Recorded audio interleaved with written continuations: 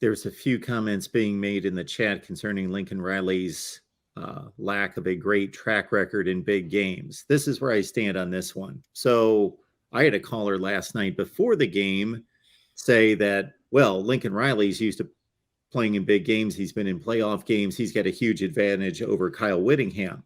This caller wasn't educated on Kyle Whittingham's track record. I outlined that, and then he came more to the center that there's not any obvious coaching advantage here. You can pick a side, but it's not obvious in any such way. The thing that I will tell people anytime they bring up a coach in big games and then they throw records out, my point is that first and foremost, let's define what a big game is. Well, a big game is relative to the situation. It's relative to the program. You can't lose college football playoff games if you don't reach the college football playoff. If you're not winning conference championship games, which I consider to be enormous games because they usually are attached to entry into the playoff. And then also you have to win major key games within the conference schedule to get to a conference championship game. So Lincoln Riley has won tons of big games based on what I define a big game. But there were just a couple comments about this is Lincoln Riley losing another big game, and this is his resume. Well, so he got blown out in a high stage late season game, and that's happened before. But here's the thing. This was year one, right? Like the real problem with Lincoln Riley in big games, or like if you want to say, Lincoln Riley really doesn't measure up in big games. I mean, let's keep in mind that in the 2019 Peach Bowl, he went up against Joe Burrow and LSU, arguably the greatest single season we've seen by any player in college football history, from an LSU team that sent 14 players to the 2020 NFL draft. And Oklahoma had a few players suspended for that game in the 2019 Peach Bowl. You don't say, oh, well, he can't win the big game when he was a clear, substantial underdog going up against a historically great quarterback. All right. And in 2018, no one thought that Oklahoma was going to beat Tua Tagovailoa and that roaring 2018 Alabama offense. Lincoln Riley was an underdog there. If you want to make the argument against Lincoln Riley in big games and in terms of his overall coaching profile, you look at two things. One, you look at the fact that, in 2017, he had his elite team at Oklahoma. That was his best team, his best collection of resources, and he had a 17-point lead over Georgia and blew it. All right. So that was a case of having an opportunity right there in front of him, failing. Second point, in 2021, after a 2020 season at Oklahoma in which the OU defense really stepped up and elevated.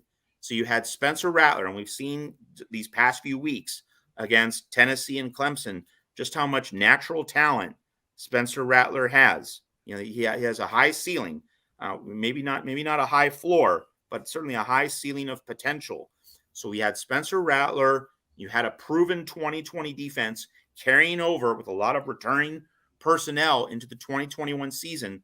Oklahoma was widely predicted to make the national title game before the 2021 season. It was predicted to get past that semifinal hump, that hurdle, and that Oklahoma team fell short. It fell well short of its goal. So, there are some specific failures for Lincoln Riley, times when his team was fully expected to reach a certain standard, or you had it right there to win and achieve when it was in a favorable position, up 17 against Georgia in 2017, fully picked, throughout the country to make the national title game in 2021, and it fell short. Those are the arguments you should be making against Lincoln Riley. The other argument you should be making against Lincoln Riley is just that we continue to see his defenses be, below average. And at some point, it's less about Alex Grinch and it's more about, does Lincoln Riley insist on having a better defense? Does Lincoln Riley really and truly care about having the best possible defense he can?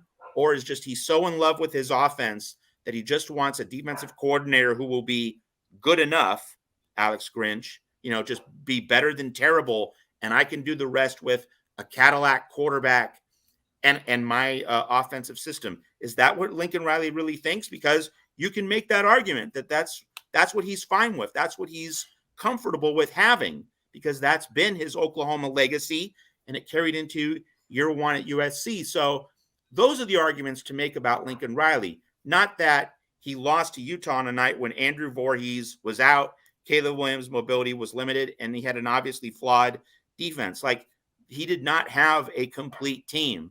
And that's not an excuse. It's just a reality of the limitations of this roster from Clay Helton. And I thought that Riley could overcome those limitations in terms of, again, competing for the Pac-12 title, which he did, winning 10 games, which he did, reaching a New Year's Six bowl, which he's likely to do. But I thought that all those limitations would be a problem in terms of the playoff. So it's not as though he fell well short of the mark. It's not as though he was expected to make the playoff this year. Like, let's just step back in this moment here. As painful as it is for USC fans to not make the playoff, let's step back and realize the expectation this year from nearly all national commentators was not the playoff. It was win the Pac-12. That was like the realistic expectation. And USC came very close and did better than most people probably thought. So, like, that is part of the Lincoln Riley conversation. Like, he has to answer this big game question. He has to answer this big game problem. There's no question about it. But this is not the year. This is not the example you make as your cornerstone foundational argument about that point. This was, a transitional year in which long-standing issues remained in place. Next year is going to really be the telltale sign of, does he fix it? Does he improve it?